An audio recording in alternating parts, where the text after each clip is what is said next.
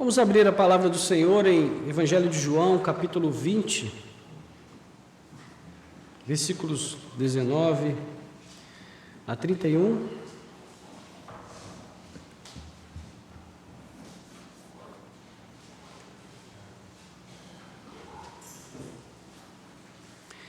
Há um personagem do universo dos quadrinhos que eu sempre gostei muito de ler as histórias dele, que se chama Demolidor.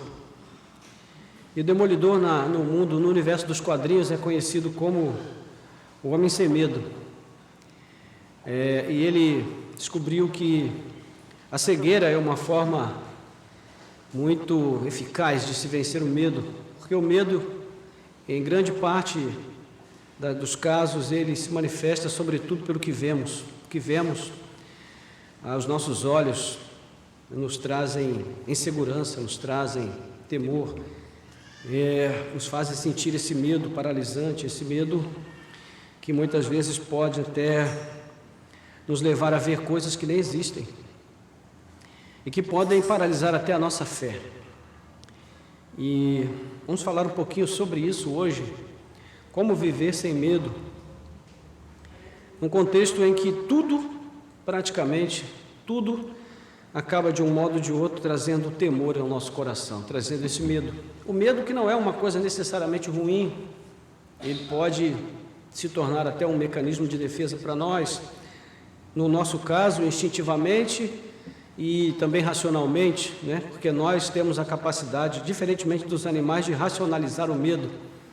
Então é por isso que nós não atravessamos o sinal vermelho, porque nós tememos pela nossa vida, sabemos que o carro que vem lá pode muito bem atentar contra a nossa integridade a ponto de tirar a nossa vida. Então nós evitamos atravessar a rua, né? Diferentemente de um cão que sente o medo, mas ele não tem como racionalizar esse medo, então ele atravessa e só vai realmente sentir o medo quando já é tarde demais, né? Então esse medo é um medo que faz parte da nossa Constituição, e ele foi posto em nós, desde que nós fomos criados, como um mecanismo de defesa, de preservação para nós, né? Agora, ele não seria necessário se não existisse o pecado. O pecado foi que trouxe à luz a necessidade do medo, porque o pecado foi que trouxe tudo que há de ruim no mundo e que também trouxe a morte, né? A existência humana e a existência de todas as formas de vida que Deus criou. Então, mais ou menos nesse aspecto que nós temos que fazer a distinção entre o medo, o bom medo e o medo mau, perverso, né? E esse tipo de medo perverso e mau era justamente o medo que estava tomando conta do coração dos discípulos, né? Nesse momento em que Jesus se apresenta para eles após ressurreto, né? Ao terceiro dia. E é sobre isso que João vai falar aqui no capítulo 20. A partir do verso 19, nós vamos ler até o verso 31. Diz assim: ao cair da tarde daquele dia, o primeiro da semana, estando trancadas as portas da casa onde estavam os discípulos, com medo dos judeus, Jesus veio e se pôs no meio deles, dizendo: que a paz esteja com vocês. E dizendo isso, lhes mostrou as mãos e o lado. Então os discípulos se alegraram ao ver o Senhor, e Jesus lhes disse outra vez: que a paz esteja com vocês. Assim como o Pai me enviou, eu também envio vocês. E havendo dito isso, soprou sobre eles e disse-lhes: recebam o Espírito Santo.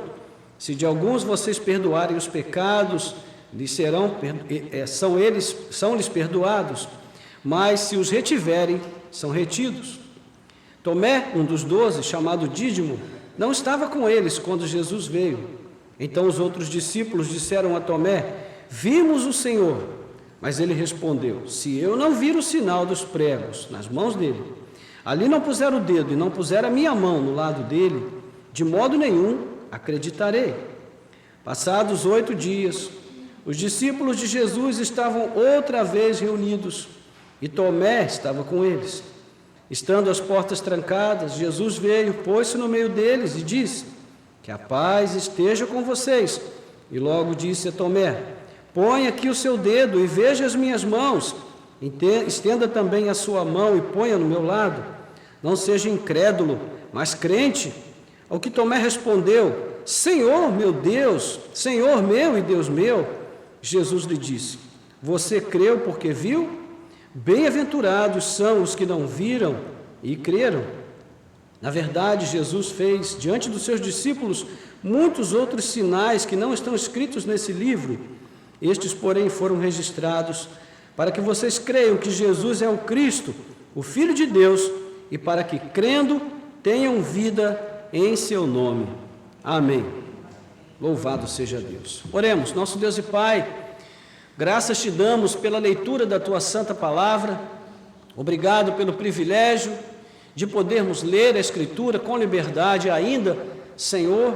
Obrigado por este privilégio, por esta graça maravilhosa, porque temos o Evangelho em nossa língua materna, podemos ler e entender o que ele diz, e lendo e entendendo também recebemos da sua graça e misericórdia revelada no Evangelho, em Cristo Jesus, para que nós sejamos guiados, para que nós sejamos conduzidos, Senhor, na tua presença, ó Deus, em cada um dos dias de vida nessa existência terrena, sobretudo no dia mau, que nos faz também temer, que trazem também peso ao nosso coração e nos faz muitas vezes, Senhor, duvidar da nossa fé em Ti. Nós te pedimos, ajuda-nos nessa noite a entender a Tua palavra, que ela tenha livre curso nos nossos corações, para falar segundo o propósito do Teu santo coração para cada um de nós.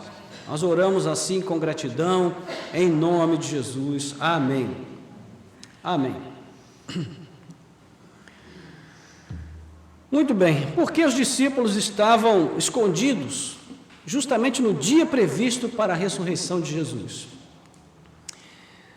Tendo visto eles tudo que viram Jesus fazer, milagres maravilhosos, ressurreição de mortos, exorcismos extraordinários, os próprios demônios se submetendo à autoridade de Jesus, reconhecendo a autoridade de Jesus, será que isso não seria suficiente para que eles pudessem ter crido sem dificuldades na ressurreição do seu mestre? Não deveriam eles estar esperando à beira do sepulcro a concretização daquela promessa feita por Jesus? E para a gente entender bem o que se passava com eles e obter respostas a essas perguntas, nós precisamos olhar o quadro completo e examinar o contexto em que tudo se deu. Não é? Então, se a gente olhar um pouquinho para trás, na sexta-feira da semana da Páscoa judaica, José de Arimateia havia ido ao sepulcro para tomar o corpo de Jesus, que ele havia reclamado para que o corpo de Jesus não dormisse na cruz. Então ele já havia preparado uma sepultura para Jesus, e um grupo de mulheres o havia seguido para ver onde ele iria sepultar o corpo do Senhor, porque elas estavam interessadas em preparar o corpo do Senhor, embalsamá-lo para a sepultura. Entre elas estavam Maria Madalena, Joana e Maria, mãe de Tiago. Então, após terem guardado o sábado, na madrugada de domingo, elas foram ao sepulcro para fazer embalsamar o corpo de Jesus. Mas chegando lá, elas não encontraram o corpo. Elas tiveram a surpresa de ver a grande pedra que fechava a porta das sepulturas, havia sido removida e o corpo não estava mais lá. Isso trouxe grande angústia para elas. E enquanto elas ainda estavam ali perplexas, tentando entender o que havia acontecido, 2 anjos resplandecentes se mostraram para elas e perguntaram: por que vocês estão procurando entre os mortos aquele que vive? Ele não está aqui, mas ressuscitou. E é interessante as palavras seguintes dos anjos, porque eles dizem: lembrem-se de como ele havia prevenido a vocês quanto a isso quando estava na Galileia, dizendo que era necessário que o Filho do Homem fosse entregue nas mãos dos pecadores, que ele fosse crucificado e ressuscitasse ao 3º dia. Veja como a fé está ligada à memória, a fé está ligada ao lembrar do que se sabe, e não a uma nova revelação que se receba ou que se recebe a cada dia. A fé tem a ver com a memória daquilo que se sabe. Por isso é essencial conhecer a palavra de Deus, porque a palavra de Deus sendo conhecida, a memória vai guardar a palavra, e é essa memória que vai nos ajudar a lembrar das coisas que o Senhor prometeu e fez. Então, era justamente isso que naquele momento estava faltando àquelas mulheres e, consequentemente, também faltaria aos discípulos. Então, as mulheres se lembraram das palavras de Jesus, elas voltaram do túmulo e foram anunciar aos 11 apóstolos e a todos os que estavam com eles o que havia acontecido. Mas a palavra diz que eles não puderam crer no que ouviram e pensaram que as mulheres estivessem fora de si. Então, é uma coisa bem característica, né? Nesse sentido, ali do período do Novo Testamento, onde havia essa desconfiança, sempre essa desconfiança em relação ao testemunho das mulheres, das crianças, dos gentios, não é, dos publicanos, dos pecadores. O único testemunho que realmente era aceito era o testemunho dos judeus, não é? Mas, acima de tudo, mesmo Pedro tendo ido ao túmulo com João, não encontrando nada ali, além dos lençóis que haviam sido usados para envolver o corpo de Jesus, ainda assim ele foi tomado de um misto de esperança e ao mesmo tempo de ceticismo, e ficou admirado a respeito de tudo e voltou para casa. Veja que ele não foi procurar os discípulos para confirmar que Jesus de fato havia ressuscitado. Ele voltou para casa como quem pensa, bom, será que realmente aconteceu ou não aconteceu? Ou será que a versão que os judeus espalharam de que o corpo de Jesus havia sido roubado também já havia colado no coração dos discípulos? Talvez. O fato é que, para nós podermos captar bem o que se passava na mente deles, dos apóstolos como um todo, nós devemos, especialmente naqueles 3 dias que marcaram ali o período entre a crucificação e a ressurreição, nesses 3 dias, o que estava acontecendo com os discípulos é muito bem definido e retratado por Marcos, no capítulo 16, de 9 a 11, quando ele diz: havendo Jesus ressuscitado de manhã cedo no primeiro dia da semana, apareceu primeiro a Maria Madalena, da qual tinha expulsado 7 demônios, e partindo ela foi anunciá-lo àqueles que, tendo sido companheiros de Jesus, veja, estavam tristes e choravam. É o testemunho de Marcos. Ele é mais efetivo. Ele não se prende apenas ao fato dos discípulos estarem trancados com medo. Ele também diz que eles estavam tristes e choravam. Não é como nós poderíamos resumir o estado de ânimo dos apóstolos e dos demais companheiros de Jesus? Era esse estado de abatimento, de incredulidade quanto à ressurreição. Eles não creram no testemunho das mulheres e só podiam bater no peito e chorar em desespero. Afinal, a única convicção que eles tinham era de que o seu sonho havia sido cravado numa cruz e sepultado, e tudo havia sido encerrado ali. O que eles esperavam agora era que as autoridades judaicas batessem à porta daquele lugar onde eles estavam trancados, aquele quarto do medo, e ali também pudessem tirá-los para levarem a cada um deles a serem punidos também, como Jesus havia sido. Por isso, todos eles estavam com medo, e todos os que foram mais próximos de Jesus se esconderam com medo dos judeus. Então, essa é a moldura na qual se encontra o quadro narrativo que nós acabamos de ler. Esse é o cenário, essa é a situação. E aqui nós vemos um grande paradoxo. Quando nós lemos atentamente os evangelhos, nós percebemos que os discípulos de Jesus, eles queriam crer em tudo que Jesus dizia. No entanto, havia certos pontos nas palavras de Jesus que tratavam de assuntos tão extraordinários que eles simplesmente não podiam conceber. A mente deles não conseguia imaginar isso, elaborar e entender o que Jesus estava tentando dizer a eles, por mais que eles quisessem. Então, o texto é bem claro quando diz que eles não puderam crer no testemunho das mulheres, não é? Lá atrás, quando Jesus anuncia a sua paixão a Pedro e aos demais, eles afirmam que ficarão ao lado de Jesus, aconteça o que acontecer. E quando eles dizem isso, eles estão sendo sinceros. Eles dizem aquilo que realmente eles acreditavam ser a verdade acerca deles mesmos, da sua convicção, da sua fé em relação a Jesus. Mas com o tempo, eles iriam descobrir que existe uma enorme distância entre o que é realmente verdadeiro sobre nós e o que nós pensamos que é verdadeiro sobre nós. Há uma diferença muito grande, uma distância muito grande. Então, o que queremos fazer por Jesus, é muito diferente do que nós realmente somos capazes de fazer por Ele. E muitas vezes nós dizemos a Jesus: Senhor, eu vou contigo até onde for. Nós somos bons em fazer promessas, é por isso que nós não devemos fazê-las. Só Deus pode fazer promessas, porque Ele é o único fiel para cumprir todas as promessas que faz. Nós não. Então a nossa posição não é de fazer promessas, mas é de confiar nas promessas de Deus, somente. Então a vida oferece vários testes à fé, não é? E na maioria desses testes, ou nós somos reprovados de cara, ou nós passamos ali com 7, com 6, dependendo da média que se exige, a gente passa com 6, com 7, talvez até com 5. Não é? Ou seja, a gente passa, mas passa sabendo que ficou devendo. Pois bem, os discípulos de Jesus estavam sendo submetidos agora a um grande teste na vida. E eles, na verdade, não passaram nem com 5. Eles ficaram reprovados aqui. E o que vemos é a luta que já estava presente nos corações deles, como primeiros discípulos de Jesus, com essa prova da ausência de Jesus, essa ausência física. Como continuar a crer no Messias que havia sido pendurado numa cruz 3 dias atrás? E todos o viram morrer. E esse era o fato determinante, não é?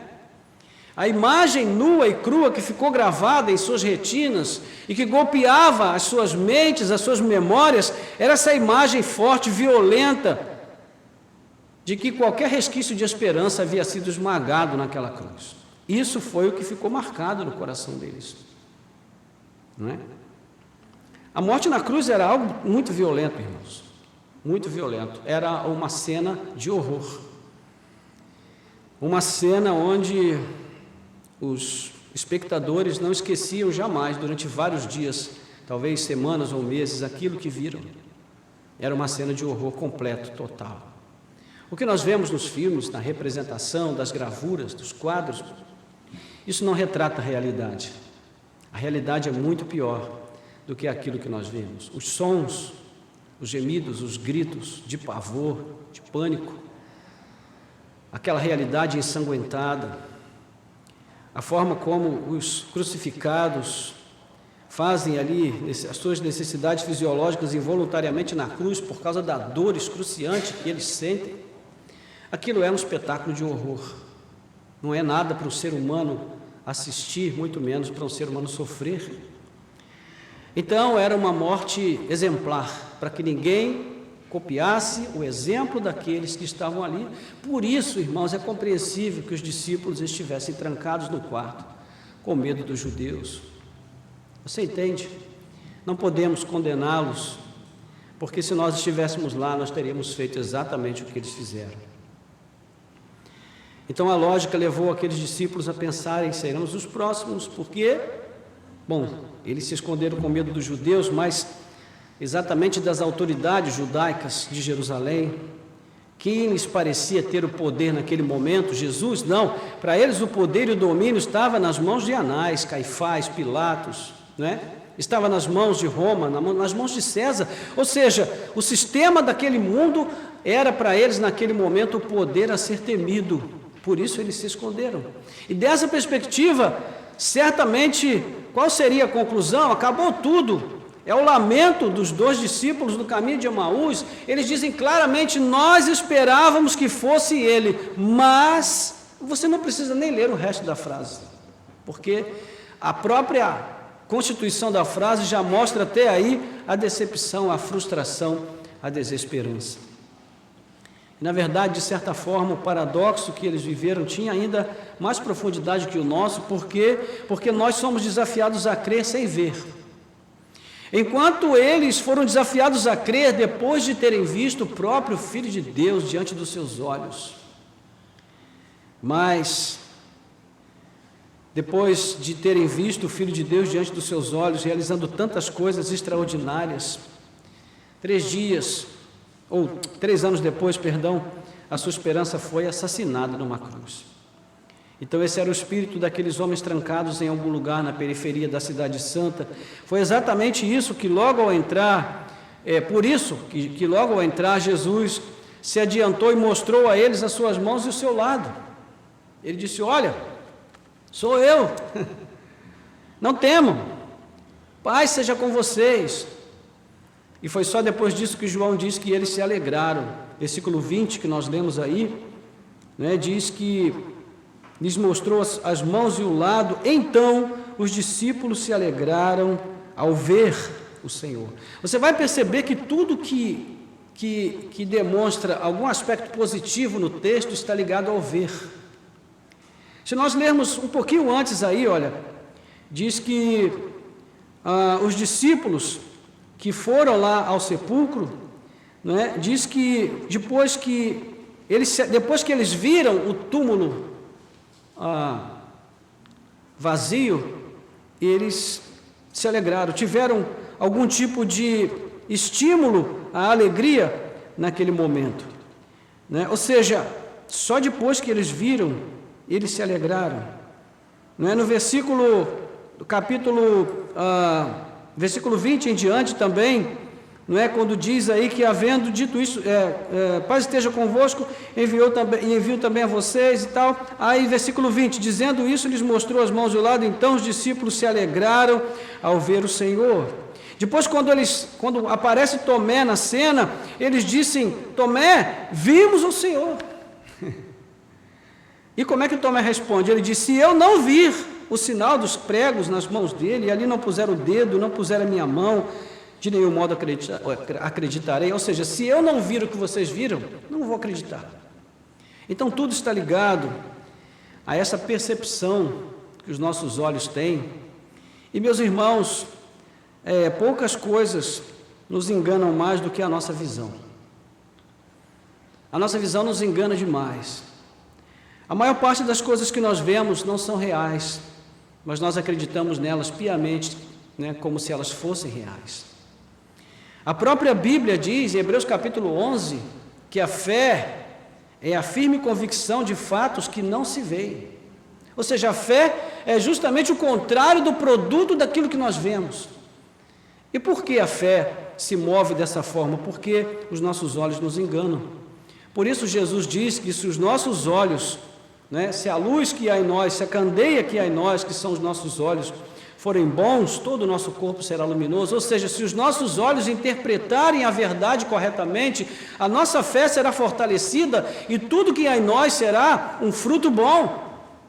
Pelo contrário, se os nossos olhos interpretarem erroneamente a realidade, se eles se deixarem enganar pelo que nós vemos, certamente nós seremos levados para o caminho que Deus não planejou para nós. Quando Jesus diz que tudo será trevas, tudo será escuridão. É por isso que o demolidor,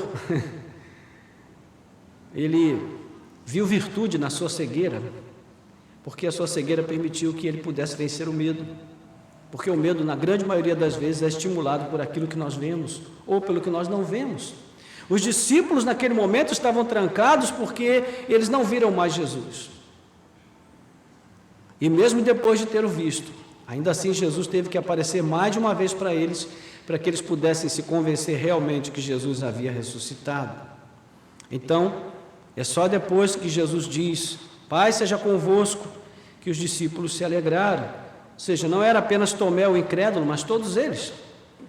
Então imaginem o tanto de perguntas que devem ter surgido à mente deles, né, naqueles momentos ali de constatação de que Jesus de fato havia ressuscitado, como ele tinha dito no verso 9 do capítulo 20, e a maioria dessas perguntas ficou sem resposta, uma vez que logo depois, ali depois de 40 dias, Jesus foi elevado de volta ao Pai, e eles ficaram também com muitas perguntas sem resposta.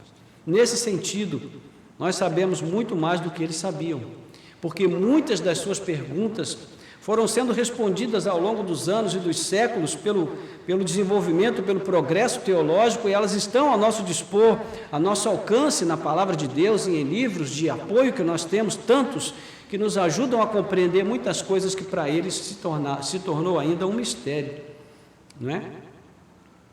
Mas enfim, vamos falar um pouquinho sobre o drama de Tomé. Tomé, que é o personagem aqui mais destacado nesse verso 24 em diante. Então diz que Tomé, um dos 12, chamado Dídimo, não estava com eles quando Jesus veio, ou seja, não viu. Então já falamos, né, que ele disse: se eu não vir se eu não tocar, se eu não experimentar. Ou seja, Tomé parecia um cientista, né?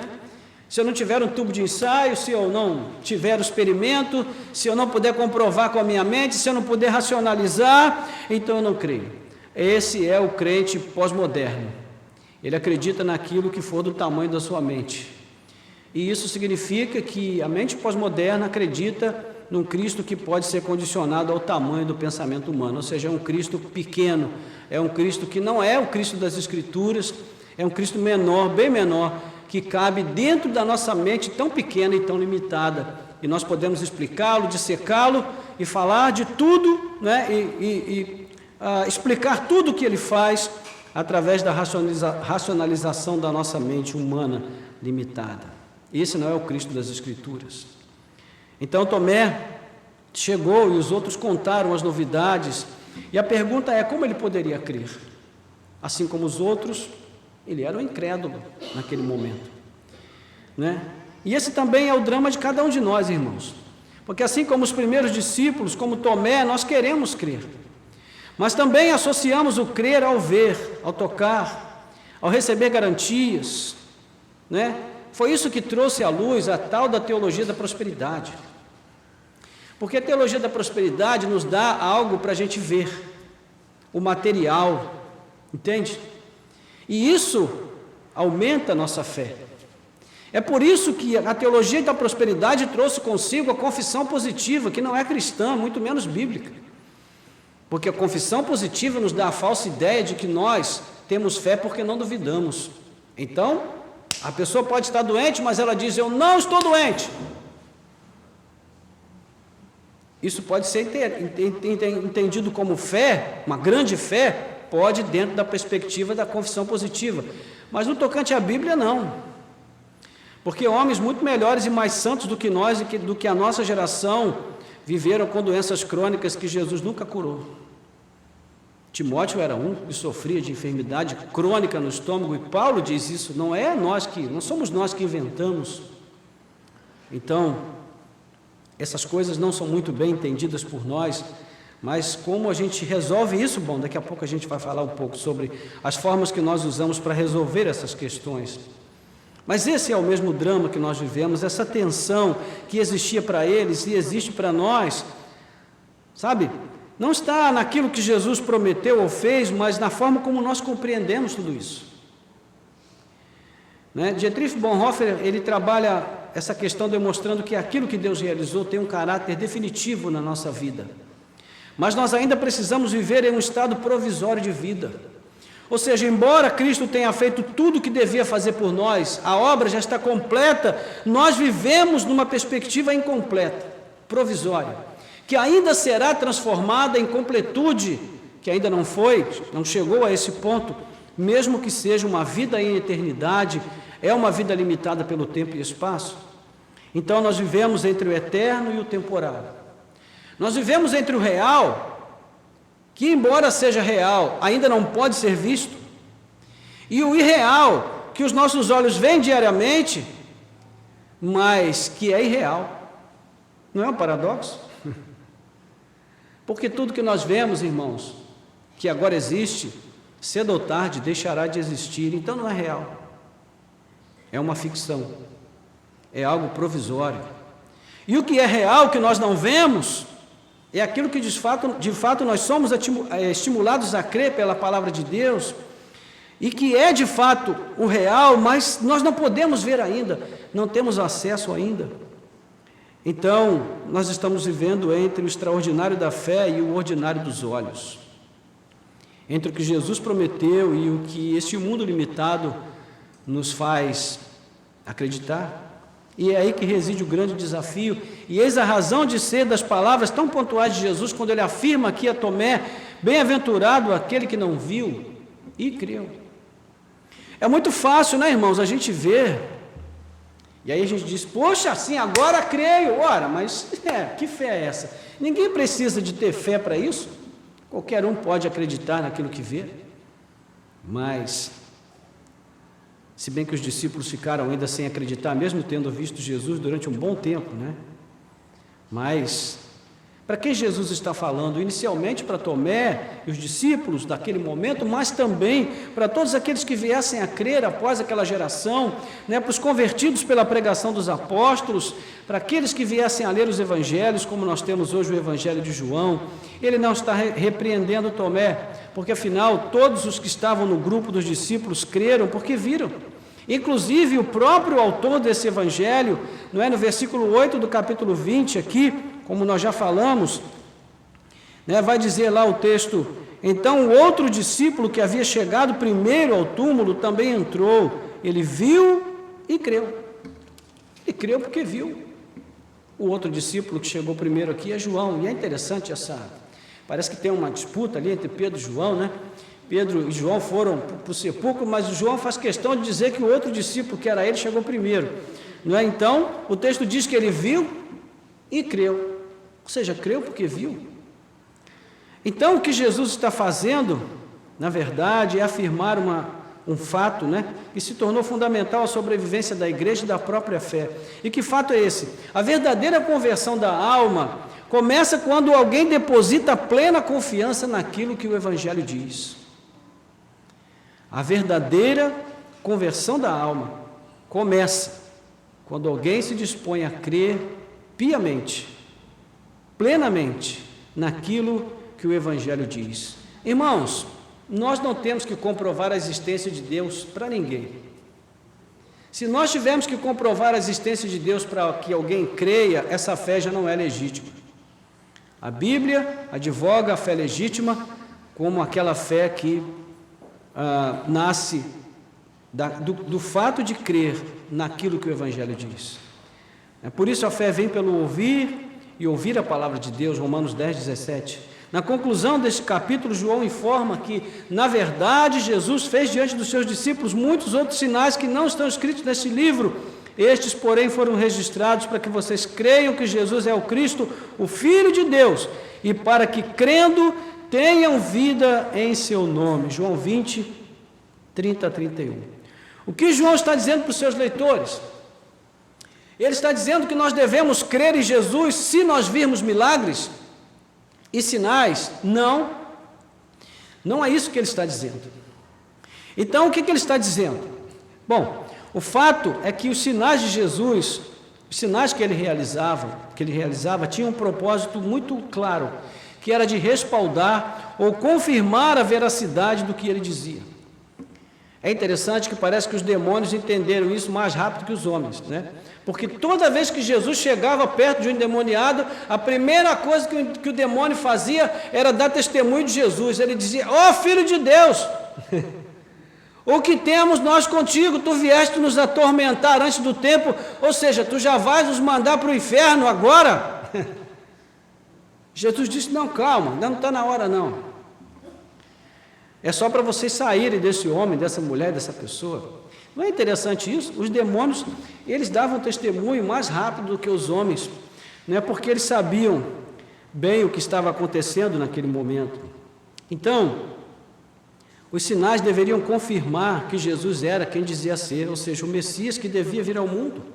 E é exatamente isso que João diz. Ele diz: estes sinais, porém, foram registrados para que vocês creiam que Jesus é o Cristo, o Messias, o Cristo, termo grego para ungido, equivalente ao termo hebraico Messias, que ele é o Cristo e o Filho de Deus, e para que crendo tenham vida em seu nome. Ou seja, os sinais vieram para que vocês creiam que Jesus é aquilo que ele diz que é, aquele que ele diz que é. Ele é o Messias, o Filho de Deus que devia vir ao mundo. Ele é o prometido, ele é o esperado das nações, assim como foi o testemunho de Simeão, não é?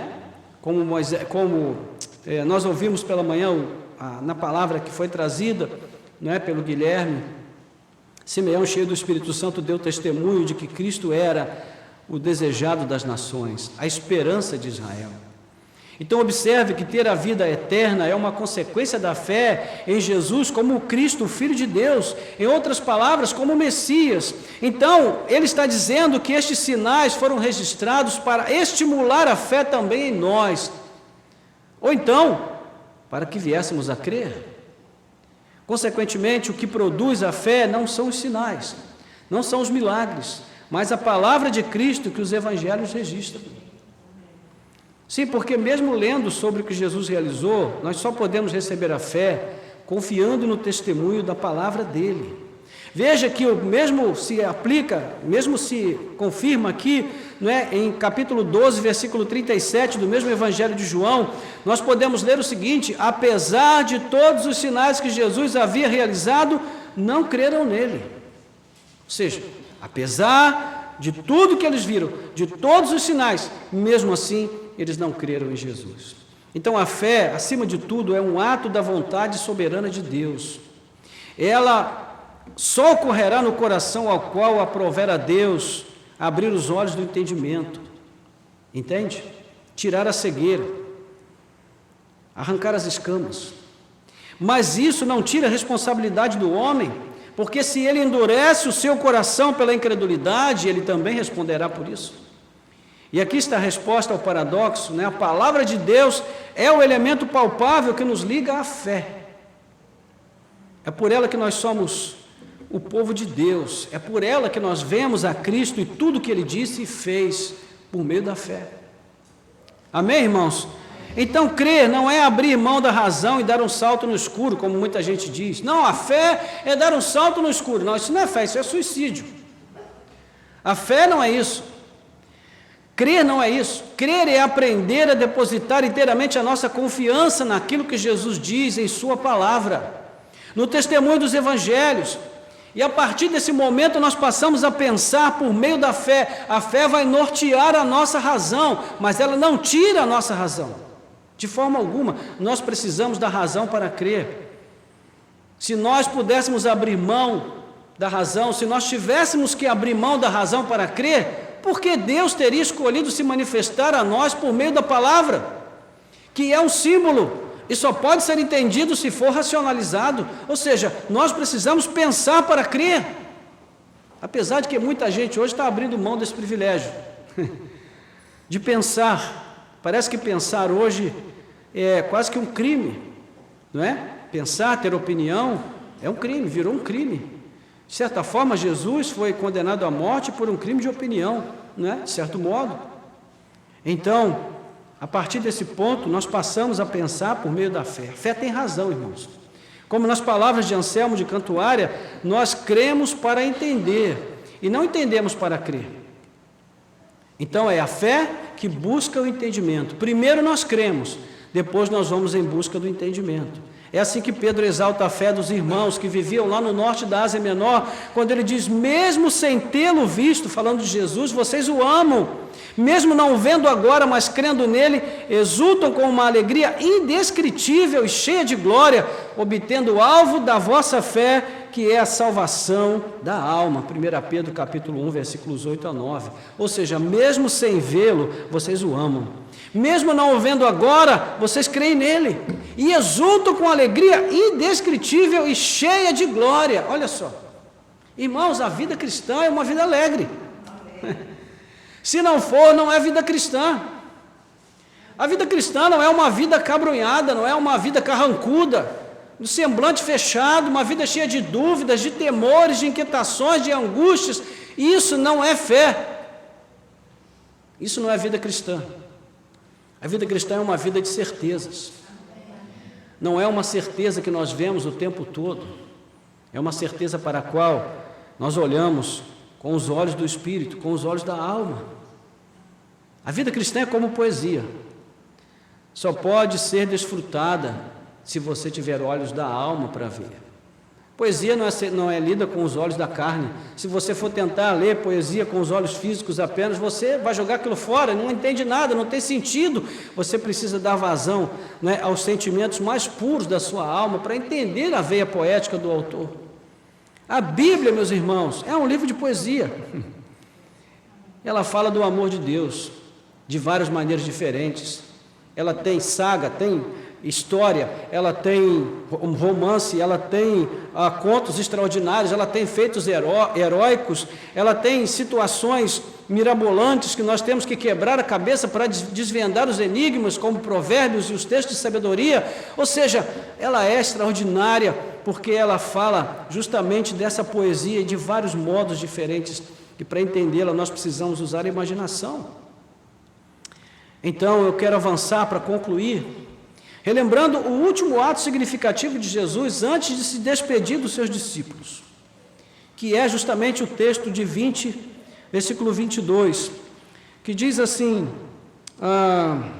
e havendo dito isso, soprou sobre eles e disse-lhes: recebam o Espírito Santo. Se de alguns vocês perdoarem os pecados, são-lhes perdoados, mas se os retiverem, são retidos. O sopro de Jesus aqui está simbolizando a nova criação. O Espírito, que é pneuma em grego e ruá em hebraico, é lembrado aqui à luz de Gênesis e da criação do homem e da primeira humanidade. Nós vamos ver que já na abertura, João dá um indício de que Jesus está recriando a humanidade, porque ele vai começar o livro de João muito semelhantemente ao texto de Gênesis. Ele fala do princípio, do que havia no princípio, e ele coloca Jesus no princípio como aquele que estava com Deus no princípio, criando todas as coisas. Então, o verbo usado aqui, traduzido por soprar, é o mesmo verbo usado na versão grega em Gênesis, no sopro divino que deu o hálito de vida ao primeiro homem, Gênesis 2:7, e também em Ezequiel, na ordem dada ao vento para soprar sobre os ossos secos que criaram vida, em Ezequiel 37, versículo 9. Então, fazem muito sentido também nesse ponto as palavras de Jesus em Apocalipse 21:5, quando ele diz: eis que faço novas todas as coisas.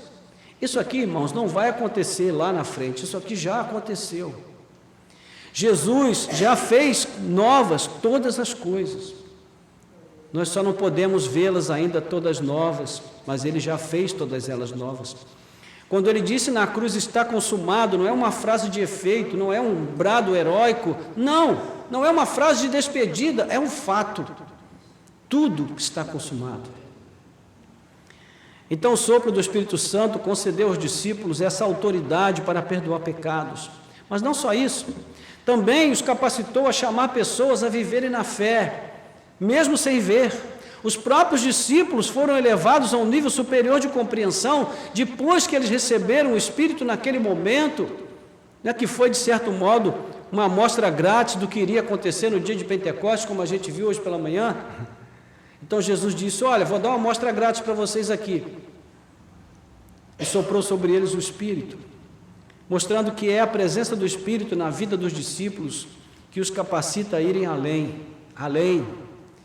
da vida humana comum e limitada, que é oprimida pelo medo, além da vaidade da natureza decaída e das paixões da carne, além da vida amedrontada e afligida pelo peso do pecado e da culpa. Para ir além, é preciso que o Espírito Santo esteja sobre nós. Do contrário, irmãos, a nossa vida será sempre uma vida aquém das nossas próprias expectativas. Vamos viver ali na média dos 5 até os 7, dependendo da média, e vamos ficar satisfeitos com isso.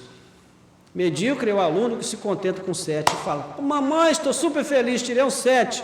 Tem que dar uma coça nesse moleque e botar ele para estudar direito, porque ele está conformado com muito pouco, não é?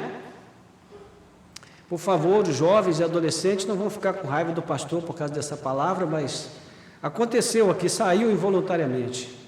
Então veja, por várias vezes o texto chama atenção para as seguintes palavras de Jesus: paz seja com vocês. Você percebeu isso? Olha, nós temos aqui no versículo 19, no finalzinho do versículo, Jesus chega no meio deles dizendo que a paz esteja com vocês. No versículo 20, diz que ele mostrou a mão, o lado, então os discípulos se alegraram ao ver o Jesus, e Jesus de novo disse que a paz esteja com vocês. E lá, de novo, no versículo de número 26, quando ele aparece 8 dias depois, de novo a eles, ele diz que a paz esteja com vocês. Será que isso daqui é uma coincidência?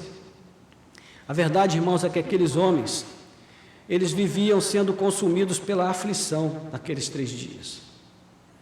Como cidadãos do mundo, eles viviam angustiados e perturbados pela incerteza, pela insegurança, produzidos pelo pecado na alma humana, essa sensação constante de frustração, de separação de Deus, da reprovação das nossas obras, da culpa, tudo isso vinha esmagando o coração deles durante a jornada que eles viviam, que eles estavam empreendendo ali depois que Jesus foi crucificado. Porque no fundo, eles sabiam que estavam se entregando à incredulidade. Quando eles se trancaram naquele quarto com medo dos judeus, eles também estavam dando testemunho de que preferiram se entregar ao medo do que crer na palavra de Deus. Era um testemunho negativo nesse sentido. E o que pode trazer alívio a isso, irmãos? Só a manifestação de Cristo e essa paz que só a sua presença pode trazer. Louvado seja Deus. Né? Veja, Paulo faz esse resumo lindo lá em Filipenses capítulo 4, quando ele diz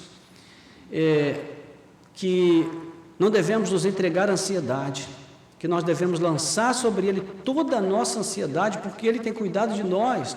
E então, a paz que excede a todo entendimento guardará os nossos corações e os nossos sentimentos em Cristo Jesus. Então veja, a paz que Cristo dá, ela funciona na vida do crente como uma espécie de guardião. Guardião do quê?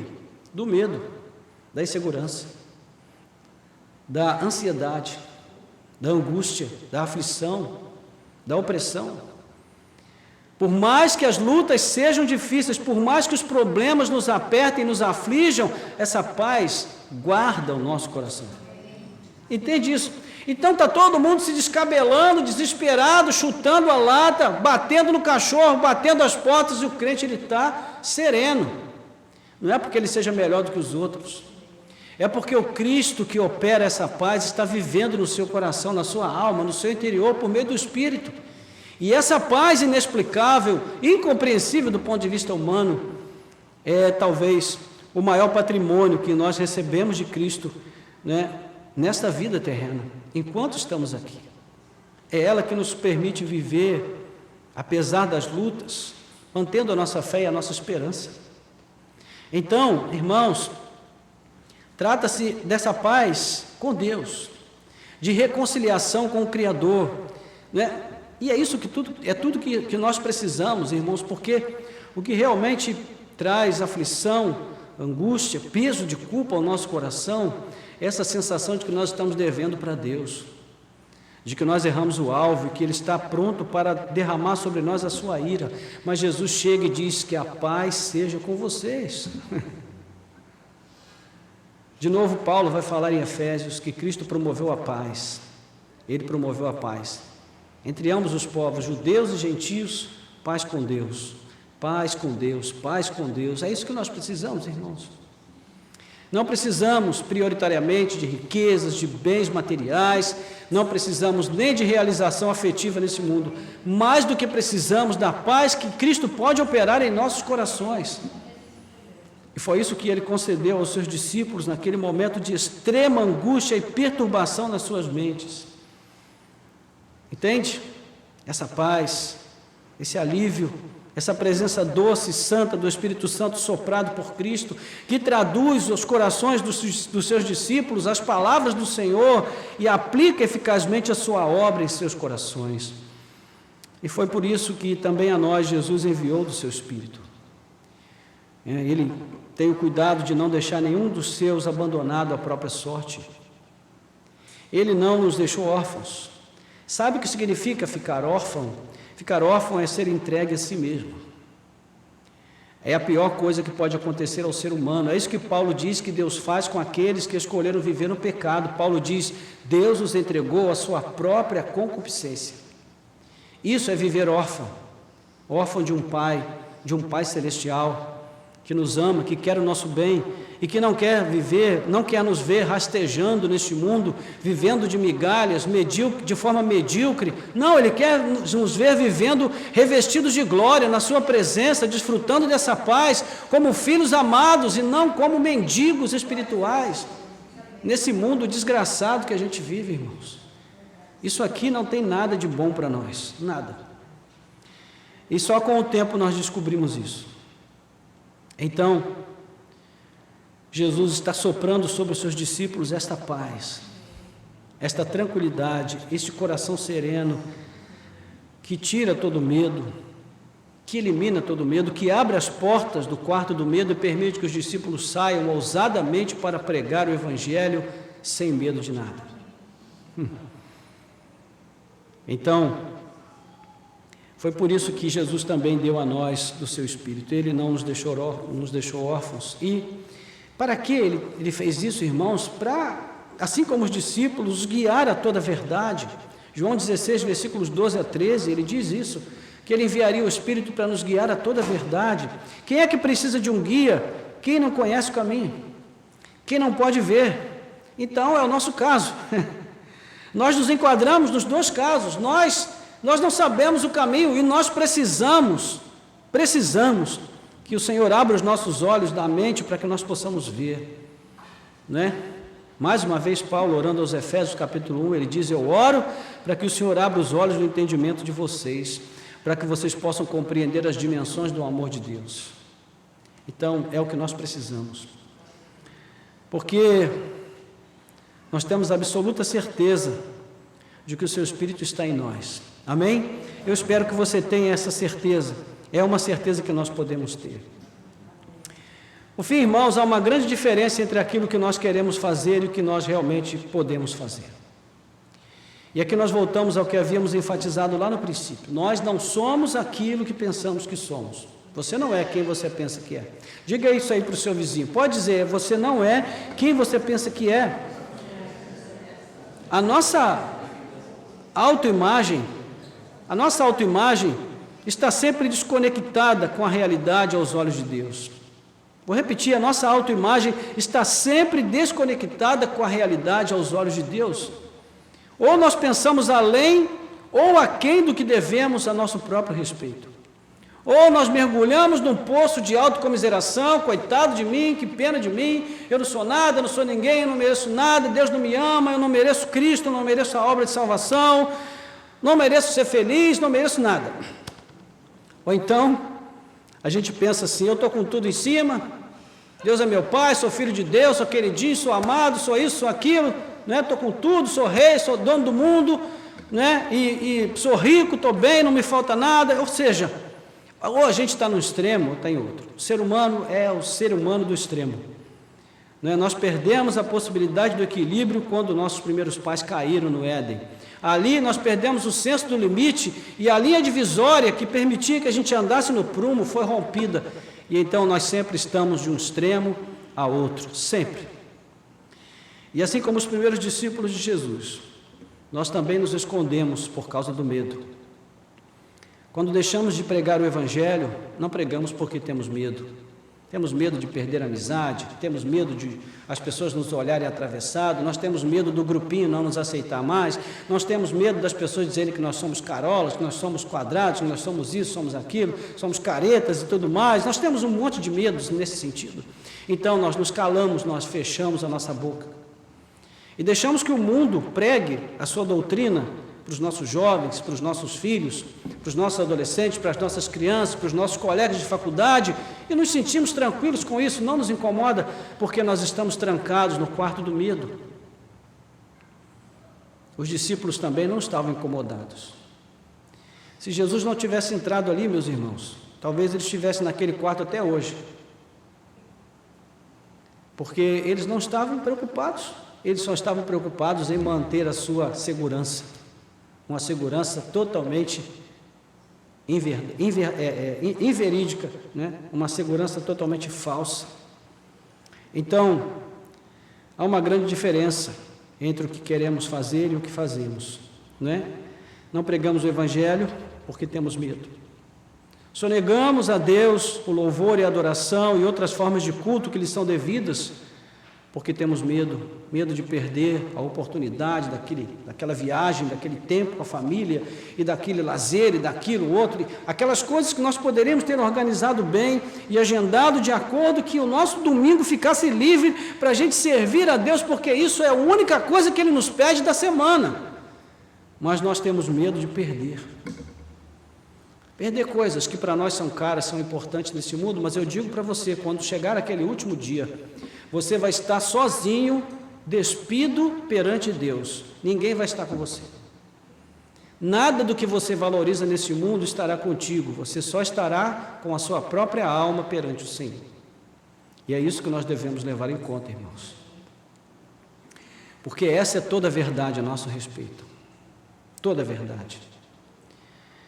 Nós tememos mais perder a nossa integridade física do que nós investimos em nosso progresso espiritual.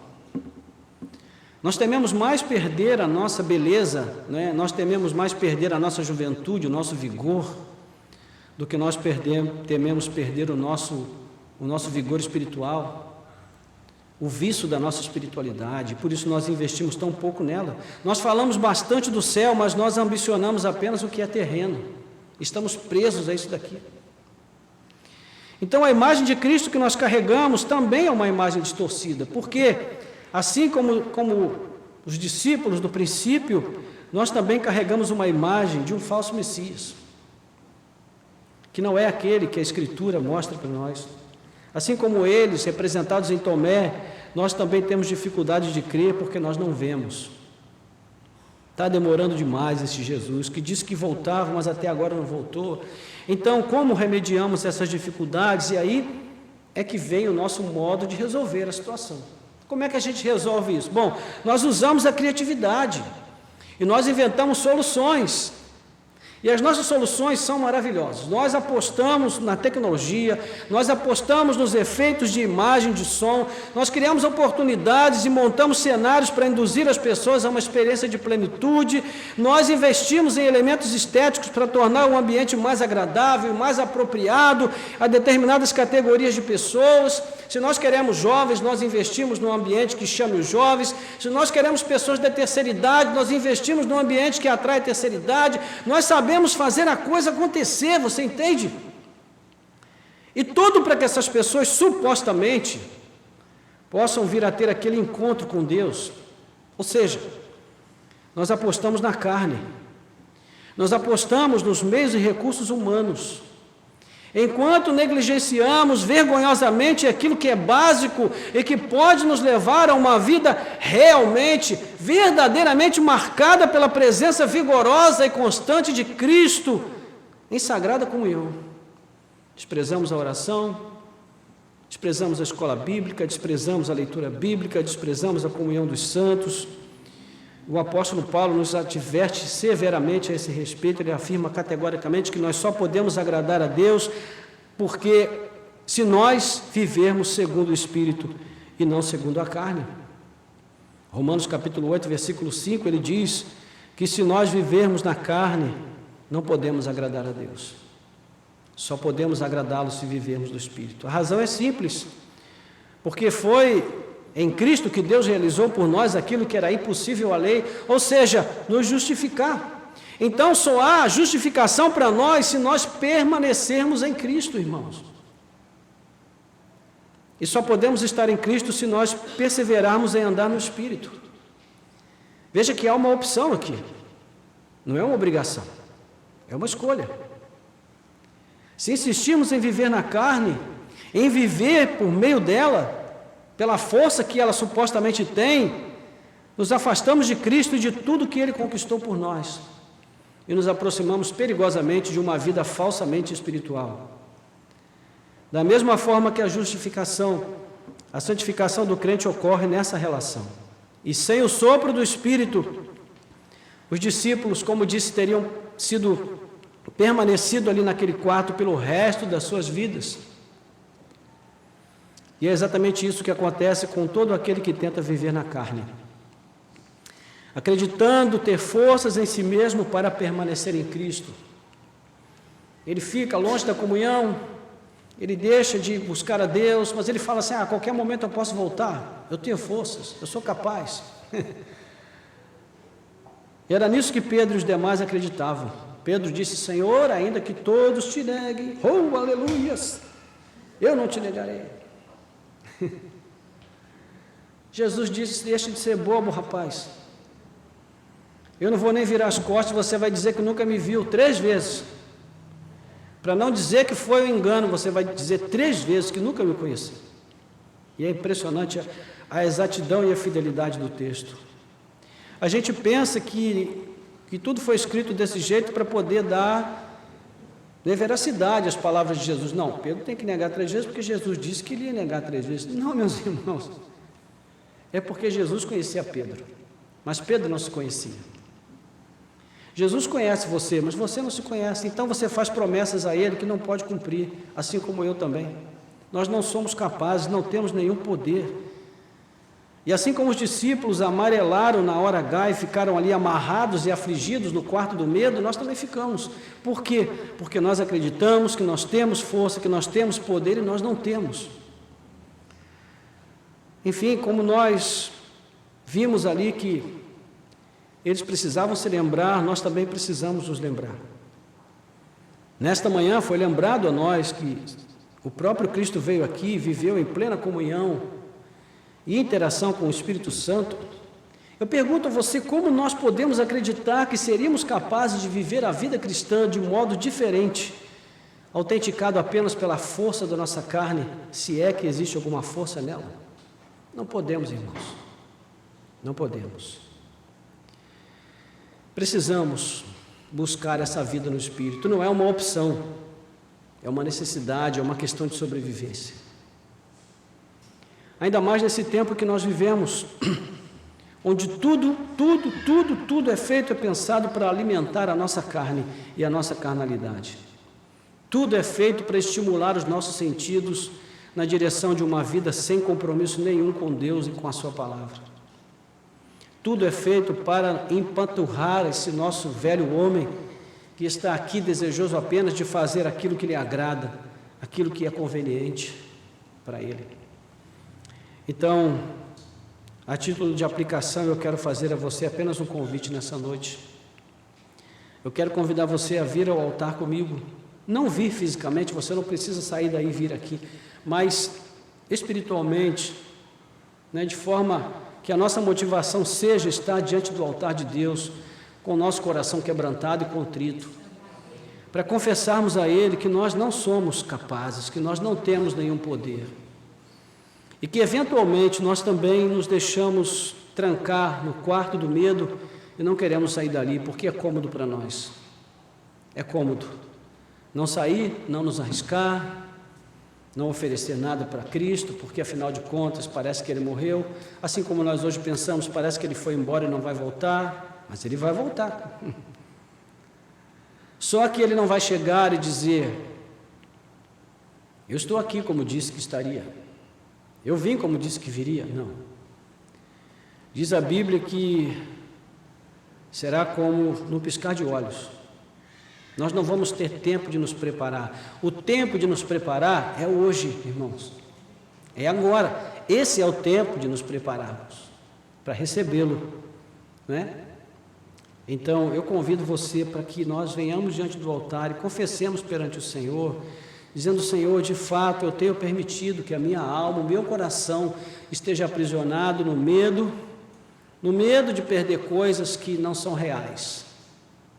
E tenho me arriscado a perder aquilo que é real, que é verdadeiro, porque valorizo demais as coisas desta vida, valorizo demais os valores, os princípios que regem esse sistema mundano, e não valorizo como deveria aquilo que a Tua palavra me diz, os fundamentos da fé, da esperança, do amor em Cristo Jesus.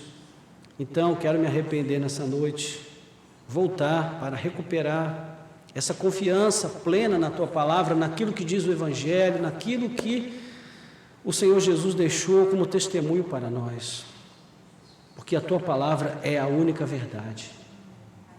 O Senhor Jesus nos diz em João 8,32, se o Filho vos libertar, verdadeiramente sereis livres.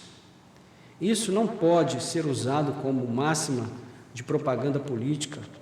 Isso é praticamente uma abominação, é uma heresia. Mas é uma verdade da qual nós jamais podemos nos esquecer. Só a presença de Cristo em nós nos liberta e nos liberta também do medo, deste medo que nos mantém presos nesse quarto escuro, esse quarto sem perspectiva, onde nós vivemos ali sufocados até que a nossa fé venha se extinguir definitivamente e nós percamos até o desejo de olhar para o céu e falar com Deus. Então, que o Senhor nos desperte enquanto é tempo, que o Espírito Santo tire de nós esta inclinação perversa e perigosa, que Ele nos leve de volta para o lugar do risco, porque Cristo nos assegura que nem a morte pode nos vencer, nem a morte pode nos deter. Nós estamos além disso, porque Ele prometeu que aquele que está nele, ainda que morra, viverá. Louvado seja Deus. Vamos orar então. Curve a sua cabeça. Vamos cantar a última frase, a última parte daquela última canção que a gente cantou, que, sem combinar, fala sobre isso, né? Esse lugar onde o medo não nos domina, não nos escraviza, não nos aprisiona. Esse lugar é no Senhor, é na presença do Senhor. E quem comunica a presença do Senhor aos nossos corações é o Espírito Santo que Ele enviou também sobre nós, não é? Louvado seja Deus, bendito seja o nome do Senhor. Eu convido você para ficar de pé no seu lugar, então, para que a gente faça isso. Glória a Deus.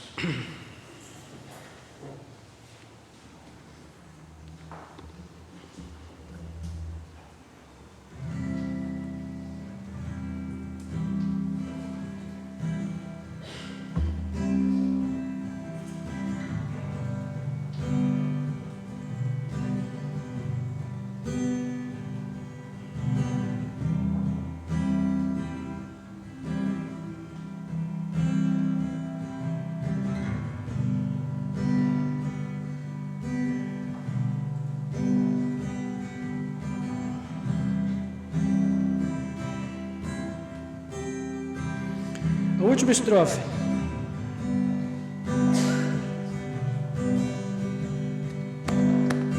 Há um lugar onde os sonhos não se abortam. Há um lugar onde o medo não me diminui, não. Há um lugar que quando se perde é que se ganha. Esse lugar é no Senhor.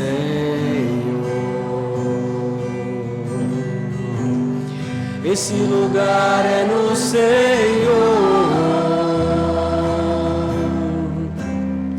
Esse lugar é no Senhor. Esse lugar é no Senhor. Esse lugar é no Senhor. Vamos novamente a última estrofe. Há um lugar onde os sonhos não se abortam. Há um lugar onde os seus medos não te dominam. Há um lugar que quando se perde é que se ganha. Esse lugar é no Senhor.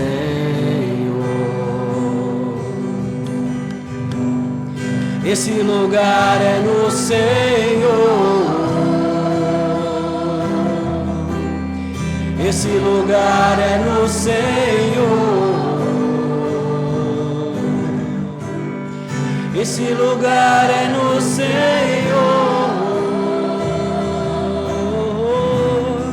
Esse lugar é no Senhor. Glória a Deus. É bem significativa essa última frase, né? Esse lugar a gente só ganha quando perde. Só quando a gente abre a porta do quarto e resolve enfrentar o que tiver que ser. Por amor a Cristo, por amor à sua vontade, ao seu propósito, ao seu querer. Nós cremos que Cristo vive. Não há dúvida em nosso coração em relação a isso. Ele vive na igreja, Ele vive no seu povo, Ele vive no coração de cada crente, por meio do Espírito que em nós habita. Não há dúvida quanto a isso. Mas muitas vezes, o medo de perder é o que nos faz perder. É o que nos faz perder a comunhão com Cristo. é o que nos faz perder uma vida plena de alegria, de regozijo. Como nós vimos, a vida do crente é uma vida alegre, é uma vida cheia de júbilo, independente das circunstâncias, dos problemas, dos lugares de desafio para onde o Senhor nos leva, das aflições que nos acometem muitas vezes, justamente por causa da nossa fidelidade ao Senhor. Esses mesmos homens, depois que eles foram cheios do Espírito, as suas vidas mudou radicalmente. Eles foram capazes de não temer nem a morte, nem nada, absolutamente nada. E quando sofreram, por causa do testemunho, ao invés de se entristecerem, se abaterem, eles se alegraram. A Bíblia diz que eles se alegraram porque foram achados dignos de sofrerem por causa do nome de Cristo. É isso que acontece quando a vida é vivida no Espírito, quando nós escolhemos andar no Espírito, e com isso buscarmos esta plenitude, como nós aprendemos hoje pela manhã, buscarmos essa comunhão que cresce, que aumenta cada dia e não diminui, buscarmos usufruir e aproveitar cada oportunidade que nós temos de estreitar a nossa comunhão com Deus e uns com os outros, de crescermos na graça e no conhecimento de nosso Senhor Jesus Cristo, porque cada oportunidade perdida nunca mais será recuperada, está irremediavelmente perdida.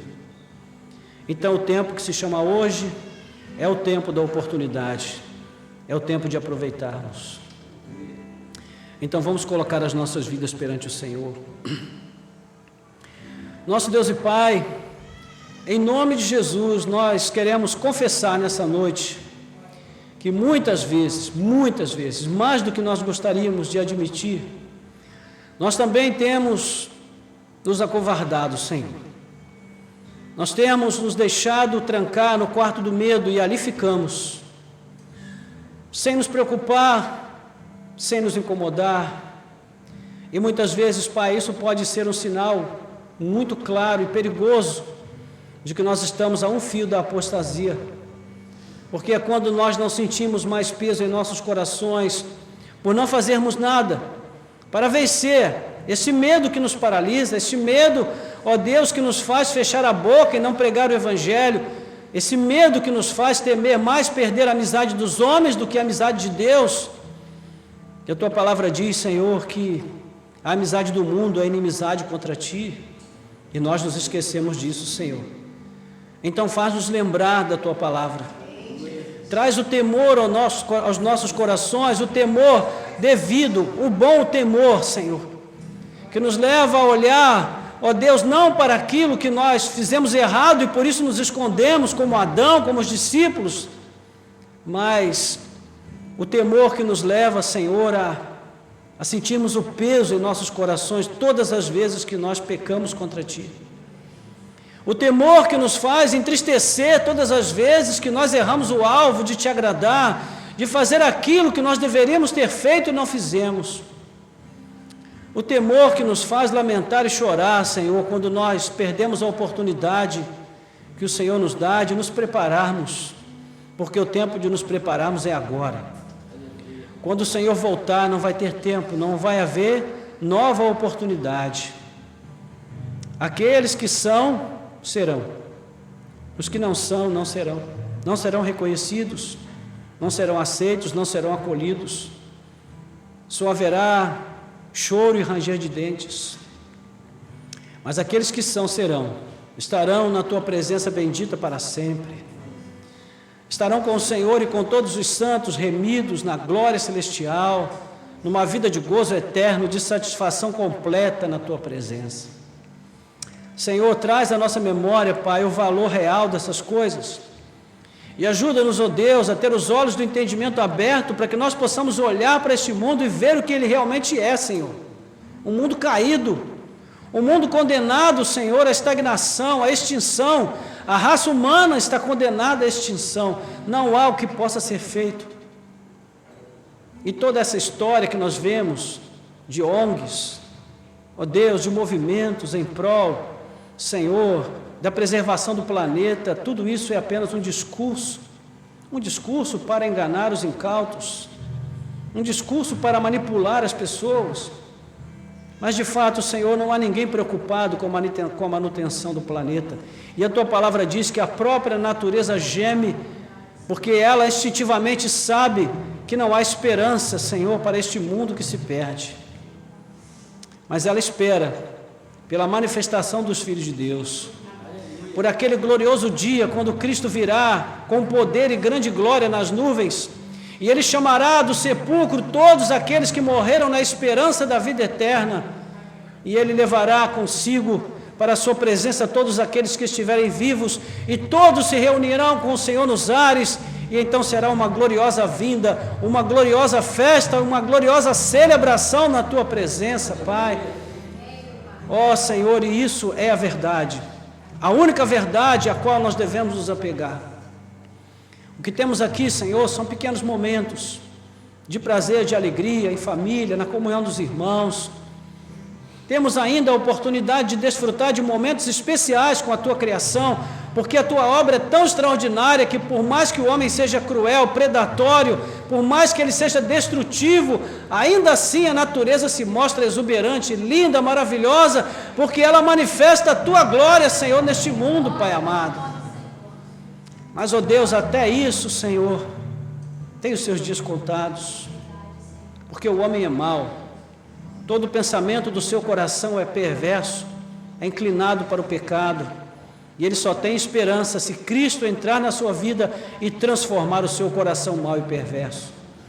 Então, Senhor, em nome de Jesus, que nessa noite o Senhor possa abrir a porta desse quarto do medo e nos tirar para fora, nos levar para uma vida de coragem, coragem na Tua presença, Senhor. Uma vida destemida, uma vida de quem realmente tem a vocação para a glória, e não para a mediocridade desse mundo, Senhor.